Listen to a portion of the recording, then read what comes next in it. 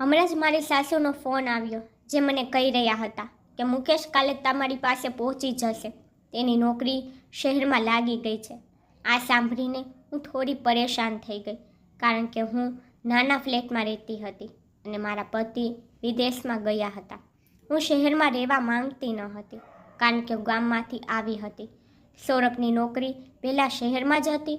લગ્ન કર્યા પછી તરત જ તેમને શહેરમાં લઈ આવ્યા, પરંતુ તે પછી તેની કંપનીએ તેને બીજા દેશમાં મોકલી દીધા. મેં તેમને ગામમાં પાછી મોકલવા માટે ઘણું કહ્યું. હું મારા સાસરે રહીશ, પરંતુ તેને કહ્યું, નહીં, તું આ જ ફ્લેટમાં રહીશ. છેલ્લા 3 મહિનાથી હું આ ફ્લેટમાં એકલી રહેતી હતી અને મારી આડોશ પડોશના લોકોથી ઘણી પરિચિત થઈ ગયા હતા. દિલ પર લાગી ગયું હતું, પરંતુ મારા દેવરનું આવવાનું સાંભળીને હું પરેશાન થઈ ગઈ હતી. જો મારા પતિ અહીં હોત તો હું ચિંતિત ન હોત, પરંતુ દેવરનું અહીં મારી સાથે રહેવું મને યોગ્ય લાગતું ન હતું. પરંતુ હું મારી સાસુને ના પણ પાડી શકતી ન હતી. રાતે જ્યારે સૌરભનો ફોન આવ્યો, મેં તેમને આખી વાત કહી. તે કહેવા લાગ્યા, આ તો સારી વાત છે. જો ભાઈ હશે તો મને પણ તારી ચિંતા રહેશે નહીં. મેં કહ્યું, સૌરભ, પરંતુ હું તેની સાથે ઘરમાં એકલી કેવી રીતે રહી શકું? આ સાંભળીને તે ગુસ્સાથી કહેવા લાગ્યા, તારો મતલબ શું છે? તે મારો ભાઈ છે, તેનાથી તને શું જોખમ હોઈ શકે? જે ગુસ્સો અને ખતરનાક શબ્દોથી તેને મને ઠપકો આપ્યો હતો, હું આગળ કંઈ પણ બોલી શકી નહીં. ફોન કાપીને હું સૂઈ તો ગઈ હતી, પણ આંખોમાં ઊંઘ આવતી ન હતી. ત્યારે મને ગુસ્સો આવી રહ્યો હતો. મુકેશનું મારા ઘરે આવવું અને પછી અહીં રોકાવું મને જરાય પણ ગમતું ન હતું.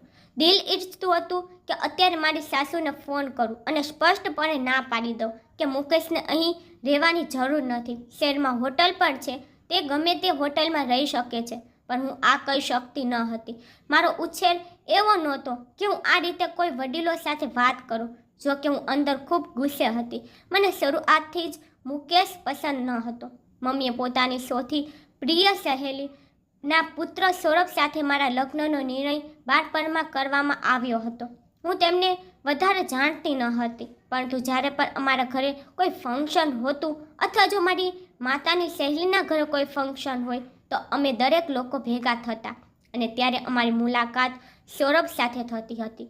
સૌરભ ખૂબ જ નરમ મિજાજનો વ્યક્તિ હતો, પરંતુ મુકેશ વાતુરો અને રખડતો છોકરો હતો.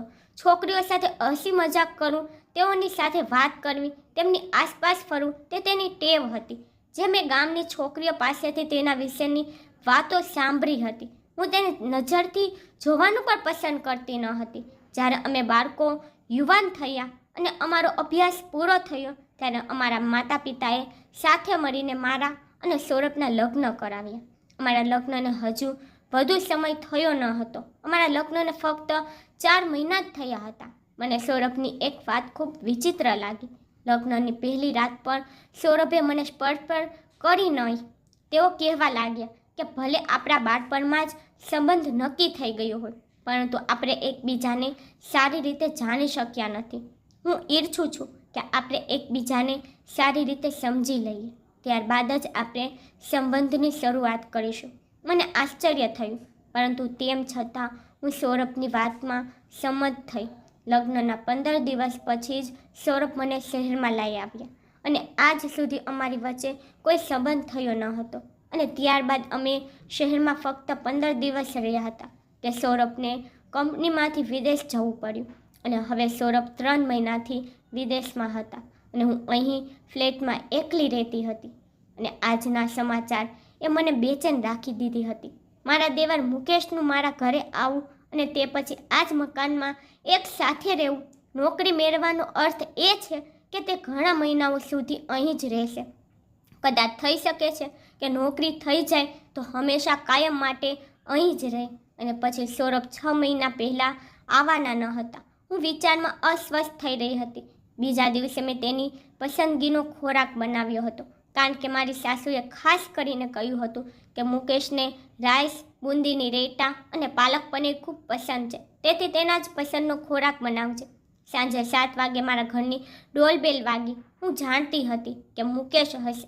જ્યારે મેં દરવાજો ખોલ્યો ત્યારે તે સામે હસતો મને જોઈ રહ્યો હતો અને તે સીધો જ તેની બેગ લઈને અંદર આવ્યો અને તે કહેવા લાગ્યો, ઓહો, આ બસની મુસાફરી પણ આપણને થકાવી દે છે. હવે હું 2 દિવસ સૂઈશ. પછી તે મને કહેવા લાગ્યો, ભાભી, મારો રૂમ કયો છે? મારા ફ્લેટમાં ફક્ત 2 જ રૂમ હતા. મેં બીજા રૂમમાં તરફ ઇશારો કર્યો. તે રૂમમાં વધારે ફર્નિચર નહોતું. તેને રૂમ પર એક નજર નાખી અને કહેવા લાગ્યો, હું અહીં રહી શકતો નથી. આ કરો, તમે અહીં સૂઈ જાઓ, હું પલંગ પર જ સૂઈશ. આ કહેતા તે મારા રૂમમાં ખૂબ જ આરામથી ચાલ્યો ગયો.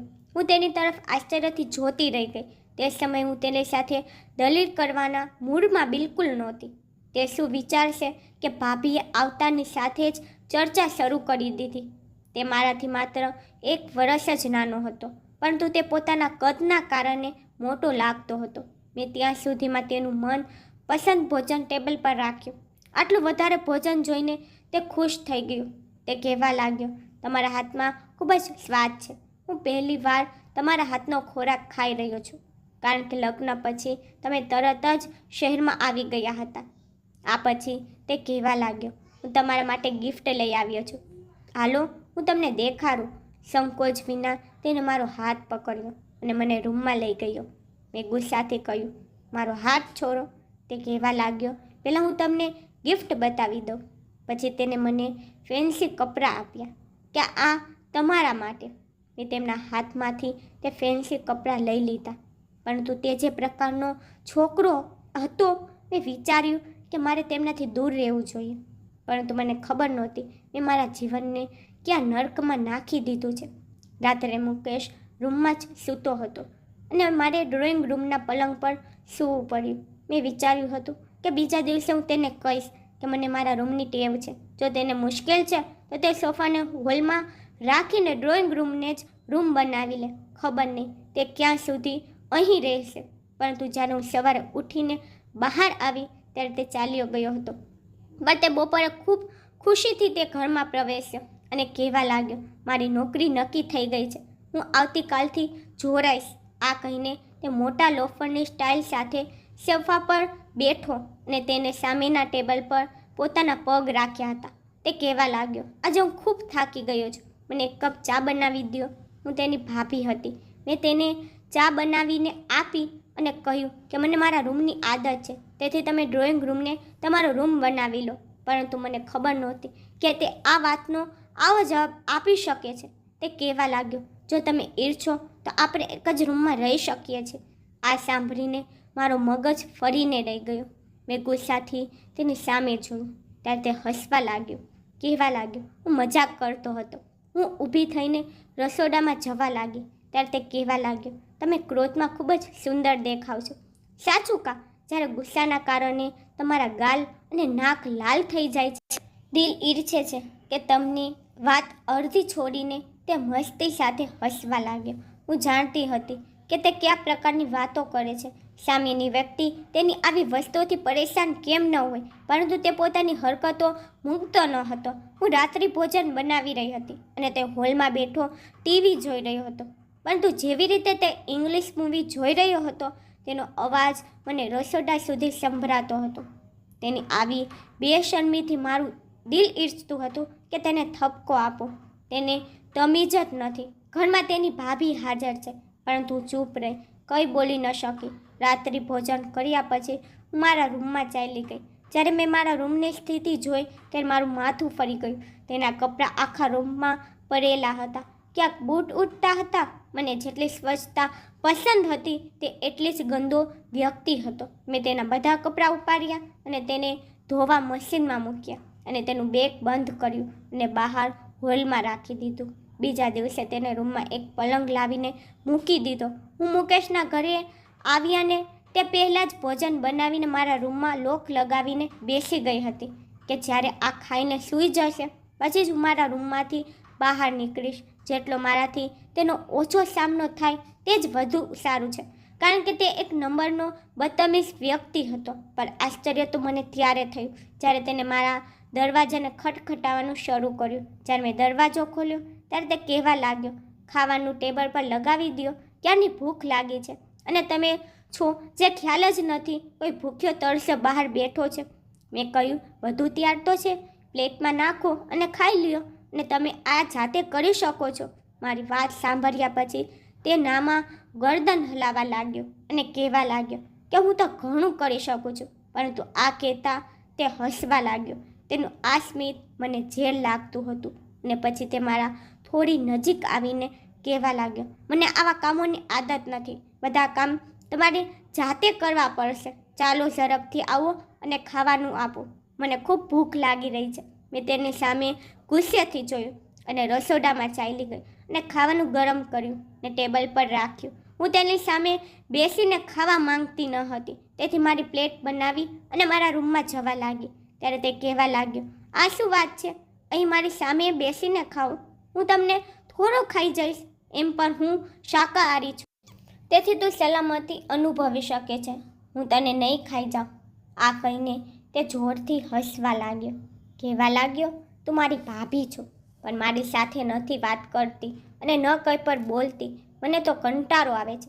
મને લાગે છે કે ભાઈ પર બીજા દેશમાં આ જ કારણે ભાગી ગયા છે કે તું તેની સાથે પણ આવું જ વર્તન કરતી હોઈશ, તેથી જ પોતાનો જીવ છોડવીને ચાલ્યો ગયો છે.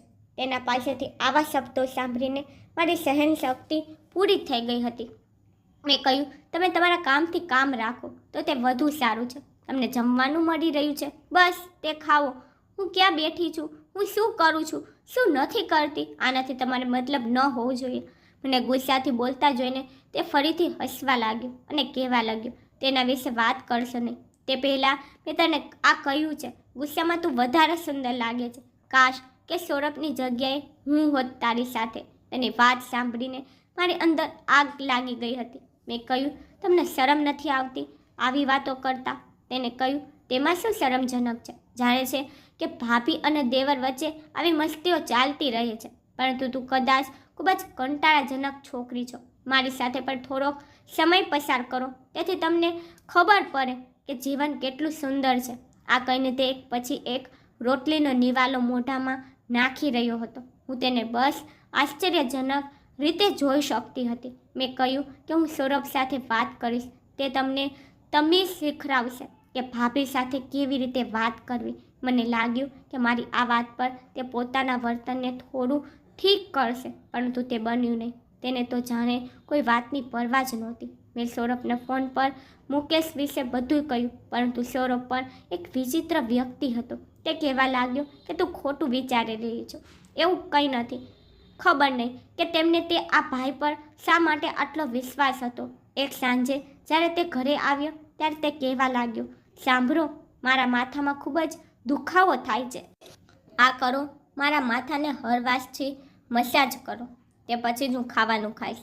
આ બાબતમાં મને ગુસ્સો આવી ગયો.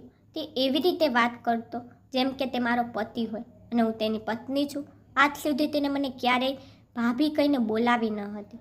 મેં કહ્યું, દવા લઈ લ્યો અને થોડા સમય પછી ખાઈ લેજો, જ્યારે માથાનો દુખાવો ઓછો થાય ત્યારે. પરંતુ તે જીદ પર આવી ગયું. તે કહેવા લાગ્યું કે ના, તું જ મારા માથા પર માલિશ કરીશ, ત્યારે જ મારા માથાનો દુખાવો ઓછો થશે, અન્યથા હું ખાવાનું ખાઈશ જ નહીં અને ખાધા વિના જ સૂઈ જઈશ. મજબૂર થઈને હું તેના રૂમમાં તેલની બોટલ લઈને ચાલી ગઈ અને તેના માથા પર તેલથી હળવાશથી માલિશ કરવા લાગી. તે પલંગ પર બેઠો હતો અને હું તેની બીજી સાઈડ પર બેઠી તેના માથાની મસાજ કરતી હતી. તે મને એક નજરે જોઈ રહ્યો હતો. એક કે બે વખત મારી નજર તેની નજર સાથે મળી ત્યારે તેની આંખો શરારતથી ભરેલી હતી. મને તેને આ રીતે જોઈને ગુસ્સો આવવા લાગી. મેં કહ્યું, તું આરામથી માથાની મસાજ કરાવો અને તમારી આંખો નીચે રાખો. તમે મને આવી રીતે નજરે શા માટે જુઓ છો? મારી વાત સાંભળીને તે ખૂબ જ જોરથી હસવા લાગ્યો અને કહ્યું, હું જોઈ રહ્યો છું તું કેટલી માસૂમ અને પ્યારી છો. તને જોતાં મારું દિલ મારી પાસે રહેતું નથી. મેં ગુસ્સેથી તે તેલની બોટલ ત્યાં જ રાખી અને ગુસ્સે થઈને રૂમમાંથી જવા લાગી. પાછળથી મેં તેનું હાસ્ય સાંભળ્યું. કહેવા લાગ્યું, અરે હું તો મજાક કરી રહ્યો છું, તું તો ગુસ્સે થઈ ગઈ, મસાજ તો કરી દો. ખરેખર ઘણો આનંદ થઈ રહ્યો હતો.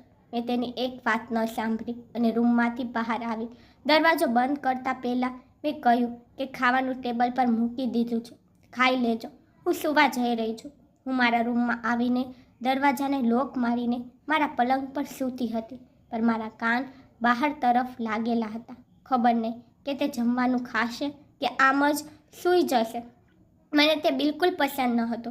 તે સાચું, પરંતુ હું ઈચ્છતી ન હતી કે તે આમ જ સૂઈ જાય. તેથી મારા કાન બહાર તરફ જ હતા.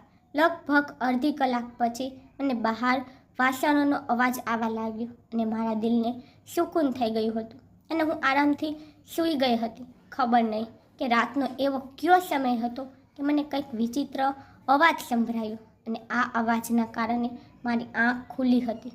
મને લાગ્યું કે કોઈ મારા રૂમની બાલ્કનીમાં છે. મને કોઈના ચાલવાનો અવાજ સ્પષ્ટ આવી રહ્યો હતો. હું ઝડપથી ઊભી થઈ હતી. જ્યારે મેં મારા હાથથી પડદો હટાવીને જોયું ત્યારે ત્યાં 2 માણસો હાજર હતા. બંનેના હાથમાં પિસ્તોલ હતી. હું ચોંકી ગઈ હતી. આનો મતલબ કે ચોર અમારા ઘરમાં ઘૂસી ગયા હતા.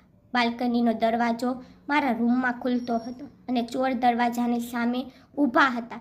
તેઓ થોડી ક્ષણોમાં દરવાજો ખોલીને અંદર આવી શકતા હતા. મને યાદ ન હતું કે દરવાજાનો લોક અંદરથી ખુલ્લો છે કે બંધ, અને મારી પાસે આટલો સમય ન હતો. હું જઈને જોઉં. હું દરવાજા સુધી પહોંચું ત્યાં સુધીમાં ચોર મને પકડી શકતા હતા. તેથી મેં ઝડપથી રૂમનો દરવાજો ખોલ્યો અને બહારની તરફ દોડી ગઈ. રૂમ બહાર નીકળતા પહેલાં મેં રૂમને બહારથી લોક મારી દીધો હતો, પરંતુ તે મારી ગેરસમજ હતી, કારણ કે મારા રૂમમાં એક બારી હતી અને તે બારીને અંદરથી ખોલીને રૂમને સરળતાથી બહારથી ખોલી શકાતી હતી. હું ઉતાવળમાં મુકેશના રૂમનો દરવાજો ખટખટાવા લાગી. તે પણ ઊંઘમાંથી જાગી ગયો અને તેની આંખો ખોલીને મને આશ્ચર્ય સાથે જોવા લાગ્યો. મારા ચહેરાનો હાવભાવ જોઈને તે કહેવા લાગ્યો, શું થયું? હું તરત જ તેની પાછળ ધકેલી અને તેના રૂમમાં આવીને અંદરથી તેના રૂમનો દરવાજો બંધ કરી દીધો. તેને પણ આશ્ચર્ય થયું. મારી સ્થિતિ એટલી સારી નહોતી, જેના કારણે હું કંઈ પણ બોલી શકતી ન હતી. મેં તેમને કહ્યું કે મારા રૂમમાં ચોર. હજુ મારી વાત અહીં પહોંચી હતી કે દરવાજો ખટખટાવા લાગ્યો, પણ મારી સાચી હિંમત એ પણ જવાબ આપ્યો. મુકેશનું પણ આશ્ચર્ય થયું, પરંતુ મારી સ્થિતિ એવી હતી કે મારું દિલ ધબકતું બંધ થઈ ગયું. અને પછી મને ખબર નહીં જે બન્યું. હું ભયભીત થઈને તેની છાતીએ લાગી ગઈ અને તેને મારા બંને હાથથી પકડી રાખ્યો. મેં કહ્યું, બહાર ચોર છે. આ લોકો મારા રૂમમાં હતા. મને ડર લાગી રહ્યો છે. ભયભીત થઈને મને લાગી રહ્યું હતું કે કદાચ મારો જીવ નીકળી જશે. મને મારી આ ભૂલનો જરા પણ ખ્યાલ નહોતો. હું આ શું કરી રહી છું? ડરના કારણે મુકેશની છાતીએ લાગીને હું કાંપતી હતી. કદાચ હું ખૂબ જ ડરી ગઈ હતી. રૂમનો દરવાજો ફરી ખટખટવા લાગ્યો. તેને કહ્યું, દરવાજો ખોલો. મેં કહ્યું કે દરવાજો ખોલશો નહીં, તે આપણે બંનેને મારી નાખશે. મેં તેના હાથમાં બંદૂક જોઈ છે. હું તેની છાતીથી લાગેલી આ બધું કહેતી હતી. તે કહેવા લાગ્યો, તું પરેશાન ન થાવ. આ લોકો અંદર નહીં આવી શકે. દરવાજો લોક છે. તે મને પોતાની જાતથી દૂર કરવા માંગતો હતો, પરંતુ હું ડરથી તેની છાતીએ લાગી રહી. તે મને પોતાની સાથે પલંગ સુધી લઈ આવ્યો અને પલંગ પર બેસાડી અને તે પણ મારી બાજુમાં બેઠો ને કહેવા લાગ્યો, ડરો નહીં, હું છું ને. આ સમયે ખૂબ જ જોરથી દરવાજો ખટખટ્યો અને મોટા અવાજમાં એક માણસે કહ્યું કે દરવાજો ખોલો, નહીં તો દરવાજો તોડી નાખીશું. આ સાંભળીને મેં તેનો હાથ મારા બંને હાથમાં પકડી રાખ્યો.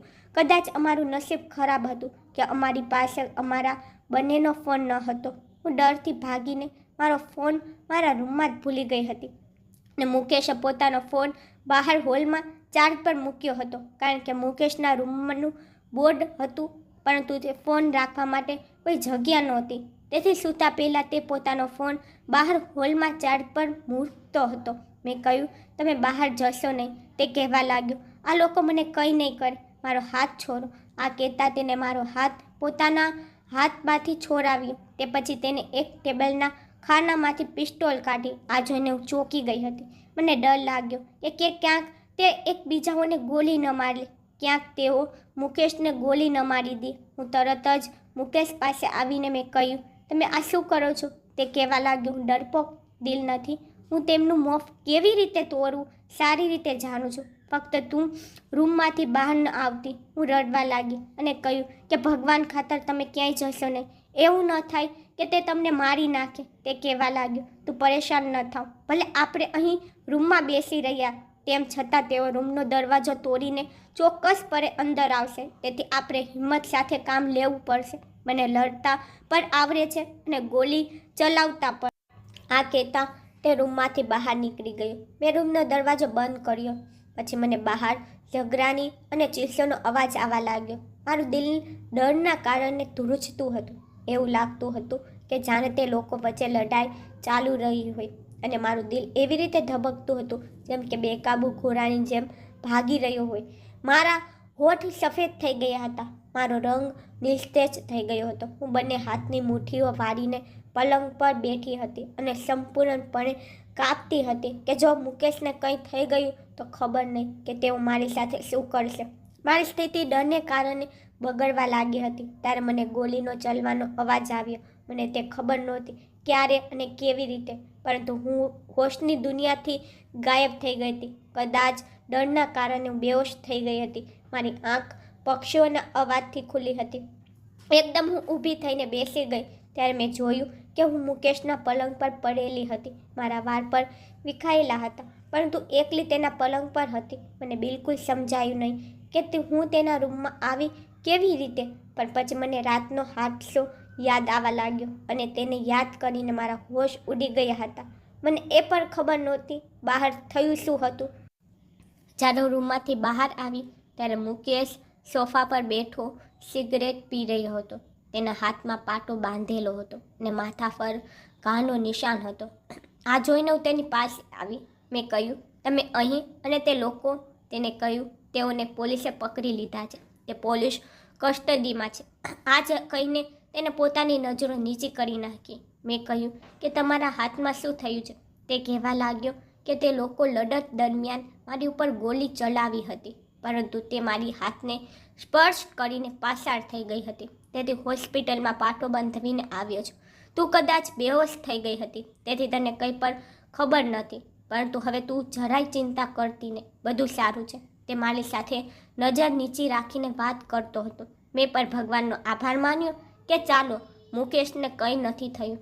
હવે તે લોકો પોલીસ કસ્ટડીમાં પહોંચી ગયા હતા, પરંતુ તે દિવસથી હું ખૂબ ડરી ગઈ હતી. મને ખબર નહીં કે મુકેશ પર ચૂપ રહેવા લાગ્યો હતો. હવે તે પહેલાંની જેમ શરારત વાતમાં સ્મિત કરું, મારી સાથે મજાક કરું, બધું બંધ કરી દીધું હતું. મુકેશને જેવું હું સમજતી હતી તે એવો બિલકુલ નહોતો અને હવે તે ખૂબ ગંભીર થઈ ગયો હતો. મારી સાથે વધારે વાત પણ કરતો ન હતો. ખબર નહીં કેમ, પણ તે ખૂબ જ સિગરેટ પીવા લાગ્યો હતો. જો હું તેની સામે ભોજન રાખતી તો તે ઊંડા વિચારમાં રહેતો હતો. મારા 1 કે 2-3 વખત યાદ આપવા પર તે ખાવાનું ખાતો હતો. આ વાતને 1 મહિનો પસાર થઈ ગયો હતો. મારું સ્વાસ્થ્ય ખરાબ રહેવા લાગ્યું અને એક દિવસ મને એવા ચક્કર આવ્યા કે હું નીચે પડવાની જ હતી. મુકેશે મને સંભાળી લીધી. જો મુકેશ મને સહારો ન આપત તો મારું માથું ટેબલ સાથે ટકરાવાનું હતું અને મને ઈજા થાત. મુકેશે મને સહારો આપીને સોફા પર બેસાડી કહેવા લાગ્યો, તું તારું બિલકુલ ધ્યાન નથી રાખતી. તારું ધ્યાન રાખ. જો કેવી હાલત થઈ ગઈ છે. કદાચ નબળાઈને કારણે તને ચક્કર આવી ગયા છે. મુકેશ મને ડૉક્ટર પાસે લઈ ગયો હતો, પરંતુ હું એકલી ડૉક્ટરના રૂમમાં ગઈ હતી. તેમણે થોડા ટેસ્ટ કર્યા. તેમની રિપોર્ટ પર તાત્કાલિક આવી ગઈ હતી, પરંતુ તે રિપોર્ટ આવતાની સાથે જ મારા હોશ ઉડી ગયા હતા. તે ડૉક્ટર કહેવા લાગી, તમે ગર્ભવતી છો. આ સાંભળીને હું ચક્કર ખાતી રહી ગઈ હતી. મારા પતિ છેલ્લા 3-4 મહિનાથી મારી સાથે ન હતા અને સૌથી મોટી બાબત એ હતી કે મારા પતિએ મને ક્યારેય સ્પર્શ પણ કરી ન હતી. એનો મતલબ કે મુકેશે મારી સાથે, પણ ક્યારે અને કેવી રીતે મને બિલકુલ યાદ આવતું ન હતું. મારું મન સંપૂર્ણપણે ખાલી થઈ ગયું હતું. હું વિચારીને પરેશાન હતી કે તેને મારી સાથે આવું ક્યારેય કર્યું કે ન તો મેં કોઈ નશાની દવા લીધી હતી કે ન તો મને આવી કોઈ નશાની વસ્તુ આપવામાં આવી હતી. પછી હું ગર્ભવતી કેવી રીતે? મને યાદ આવવા લાગ્યું કે જે દિવસે ચોરો અમારા ઘરમાં પ્રવેશ્યા હતા, હું ડરના કારણે બેહોશ થઈ ગઈ હતી અને આ બન્યા પછી મુકેશનું વલણ પણ બદલાઈ ગયું હતું અને તે ચૂપ રહેવા લાગ્યો હતો. ક્યાંક તે જ રાત્રે મુકેશે મારી સાથે આ વિચારે મારા હોશ ગુમાવી નાખ્યા હતા. તેને મારા બેભાનનો લાભ લીધો હતો, તે પણ તે સમયે જ્યારે મારે તેને સહારાની જરૂર હતી. હું મારા વહેતા આંસુ પર લૂછ્યા અને ડૉક્ટરના રૂમમાંથી બહાર આવી. તે સામે બેઠો હતો. મને જોઈને તે મારી પાસે આવ્યો અને કહેવા લાગ્યો, શું થયું? ડૉક્ટરે શું કહી રહી છે?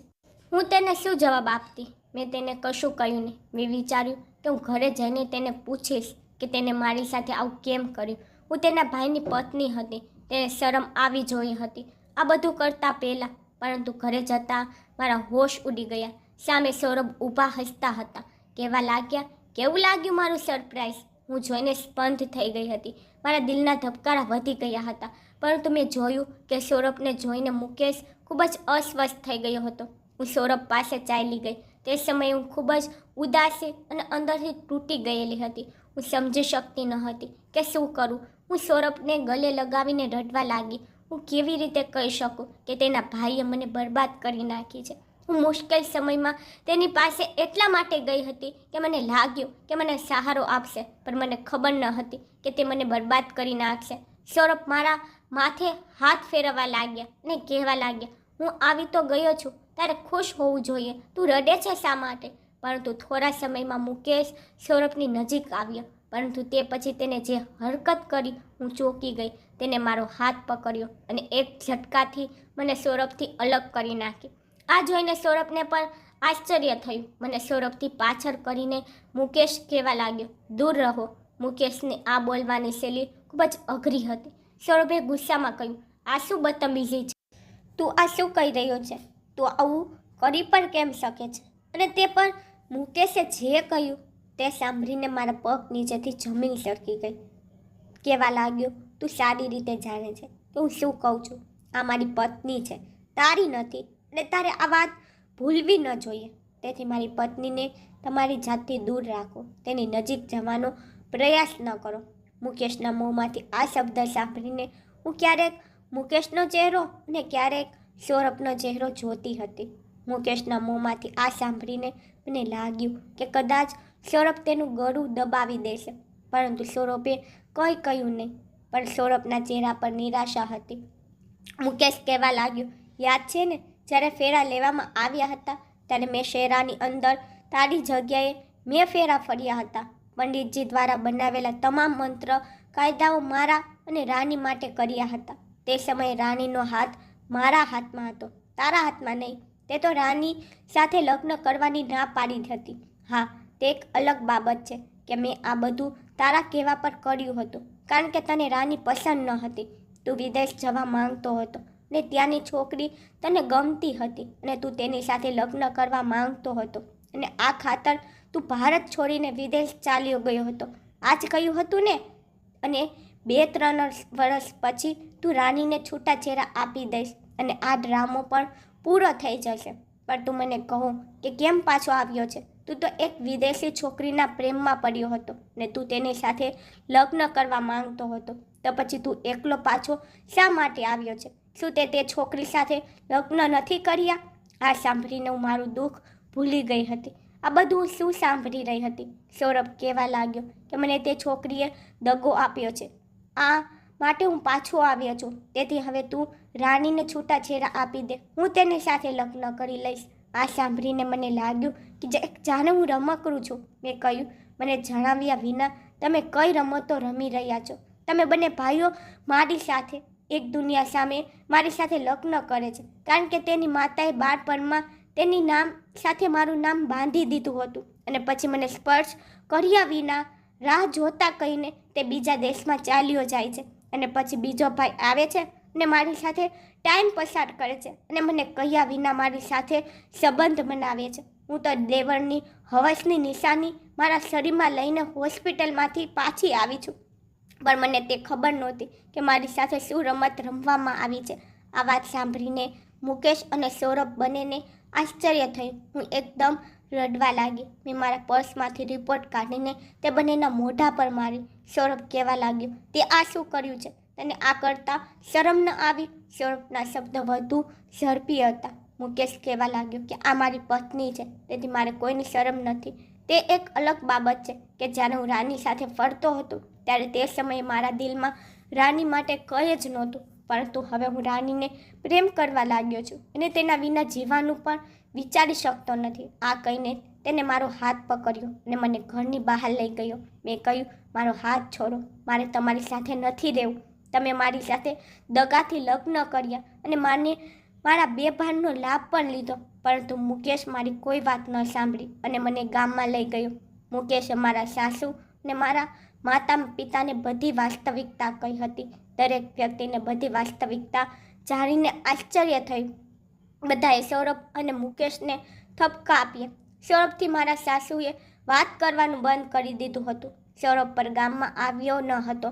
તેને તેના ફ્લેટમાં કોઈ કામ કરવા લાગ્યો હતો. અહીં મુકેશ મારી ખૂબ કાળજી લેતો હતો. મારી દરેક વસ્તુની સંભાળ રાખતો હતો, પણ હું તેની સાથે બિલકુલ વાત કરતી ન હતી. તે મારું કોઈ પણ વાતનું ખરાબ લગાડતો ન હતો. મારી સંભાળ લેતો હતો. પરંતુ 6 મહિના પછી જ મેં એક મૃત બાળકને જન્મ આપ્યો. બાળક સમય પહેલાં જ આવી ગયું હતું. હું જ્યારથી શહેરમાંથી ગામમાં આવી હતી ત્યારથી જ હું ખૂબ જ અસ્વસ્થ રહેતી હતી. યોગ્ય રીતે ખોરાક પર ખાતી ન હતી અને ખૂબ જ હતાશામાં રહેતી હતી.